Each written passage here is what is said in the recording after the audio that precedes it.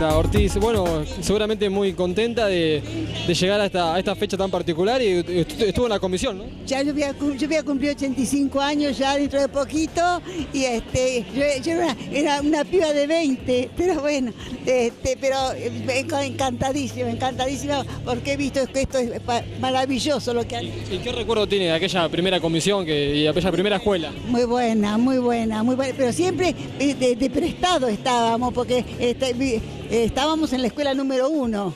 Salía a la escuela 1 y entrábamos nosotros. Así que siempre prestado. Después también se fueron a la escuela técnica, también de prestado. Así que esto me encanta, ¿eh? Bueno, felicidades y bueno. Estoy contenta y muy emocionada también. Gracias, ¿eh? A ustedes. Bueno, estamos ahora con la directora Silvana Esparza, seguramente muy contenta, ¿no? Sí, la verdad que es un día de festejos para esta institución, que como expresé es una institución que marca y marcó historias a lo largo de 59 años, casi 6 décadas.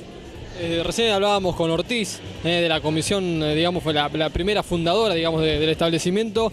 ¿Qué te produce verla vos acá y bueno, y hoy tener vos la oportunidad de ser una de las que preside la escuela, ¿no?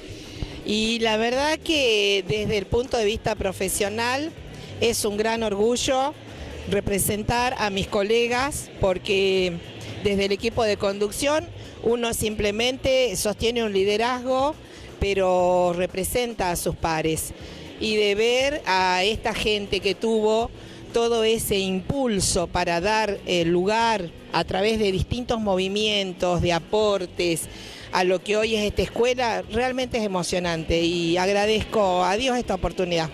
Finalmente, Silvana, se va a realizar el acto que había sido suspendido el 22 de mayo, ¿esto es así, no? Bueno, esa fue la información que recibí en el día de hoy, pero bueno, esperaremos hasta último momento a ver si se da, porque todo depende de un protocolo nacional y bueno, ojalá que sea así, porque nuestra comunidad educativa, formada por los pares, por docentes, por los mismos alumnos, estaba muy entusiasmada y bueno, y deseosa de que se hiciera esta manifestación pública de la inauguración. Bueno, mucha suerte y felicitaciones, ¿eh? Bueno, muchas gracias y al pueblo de Magdalena, gracias a todos los que aportaron y bueno, decirles que todos somos la media.